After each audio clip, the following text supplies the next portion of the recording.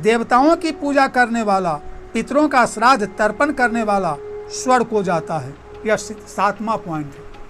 जो देवताओं का पूजन करते हैं, देवताओं की आराधना करते हैं, वे भगवान के धाम को नहीं जाते, वे सीधे स्वर्ग को जाते हैं, क्योंकि देवता स्वर्ग के अधिकारी हैं। देवता की पूजा करेंगे, वो स्वर्ग के अधिकारी हैं, स्वर्ग हमें प्रदान कर देंगे। और जो पितरों का श्राद्ध करते हैं पितर पक्ष में, आश्विन के कृष्ण पक्ष में 15 दिन, अब पितरों का श्राद्ध, अब पितरों का तर्पण करते हैं गया में जाकर, अगर गया में न बने तो घर पर ही, वे भी स्वर्ग को जाते हैं। अतः हमें पितरों का श्राद्ध तर्पण भी करना चाहिए, ऐसे व्यक्ति स्वर्ग को जाते हैं। 8वां, अतिथि की सेवा और सत्कार करने वाला स्वर्ग को जाता है। यह बात मैंने भी श्रीमद् भागवत से लिया है। उसमें राजा एक शिवी हैं, एक व्याधा एक पक्षी को मारते हुए आया और वह पक्षी राजा शिवी की गोद में आकर चला गया। राजा शिवी ने कहा इस पक्षी को मैं नहीं दूंगा, तो व्याधा ने कहा इसके बराबर मांस दे दीजिए, मेरा पेट भर जाएगा, तो पक्षी दीजिए। उन्होंने पक्षी को बचाने के लिए अपना मांस काट करके दे दिया ताकि उसका जीवन बच जाए। परोपकार के लिए उन्होंने अपना शरीर का भाग दिया। ऐसे व्यक्ति स्वर्ग को जाते हैं। अब स्वर्ग को गए,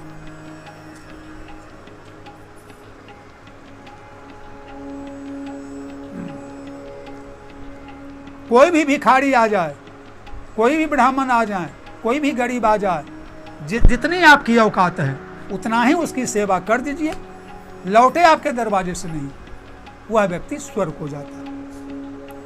ये 8वां पॉइंट था। 9वां, पति की सेवा करने वाली और आज्ञा पालन करने वाली स्त्री स्वर्ग को जाती है। जो पति की सेवा करती है, पति के अनुसार चलती है और उनकी आज्ञाओं का उल्लंघन नहीं करती, जो पति पत्नी से हमेशा खुश रहता है, वह स्त्री सीधे स्वर्ग को जाती है, उसका रोक ठोक कहीं नहीं। अतः प्रत्येक स्त्री को अपने पति की सेवा करनी चाहिए, उनकी आज्ञाओं का अक्षरशः पालन करना चाहिए। 10वां स्थान, तीर्थ करने वाले व्यक्ति स्वर्ग को जाते हैं।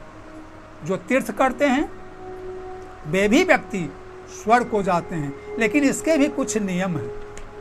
तीर्थ में जाया जाए तो खाली पैर चला जाए, चप्पल नहीं। दूसरा, तीर्थ में जाया जाए तो कम से कम 3 दिन रुका जाए। पुरुष जाएं तो तीर्थ में मुंडन कराना चाहिए,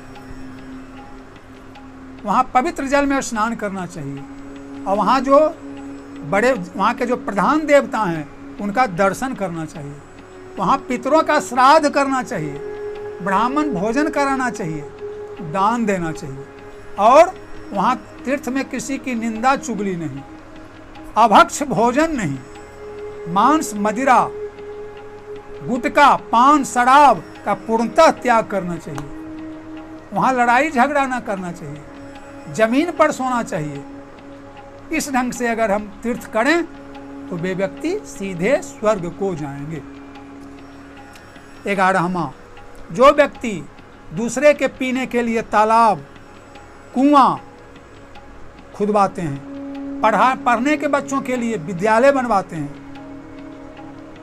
यात्रियों के ठहरने के लिए धर्मशाला बनवाते हैं, रोगियों के लिए अस्पताल बनवाते हैं, देवताओं की प्रतिष्ठा के लिए देवता के मंदिर बनवाते हैं, बगीचा लगवाते हैं, पक्षियों के लिए पशुओं के लिए पूजा करने के लिए फुलवाड़ी लगाते हैं, वे व्यक्ति सीधे स्वर्ग हो जाते हैं। क्योंकि ये जितने भी काम हैं, तालाब कुआं विद्यालय धर्मशाला अस्पताल देव मंदिर बगीचा, ये सब दूसरे की भलाई के लिए है, और दूसरे की भलाई करने वाला तो स्वर्ग जाएगा ही।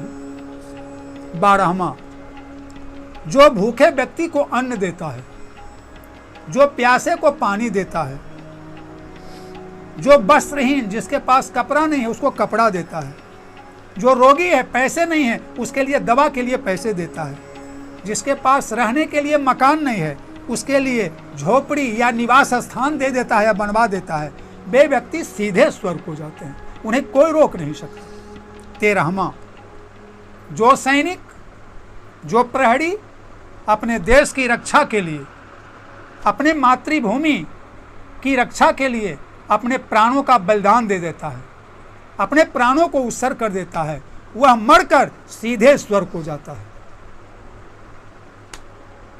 इस प्रकार ऐसा काम करने वाले व्यक्ति स्वर्ग को जाते हैं। अतः हम सबको भी ऐसा काम करना चाहिए।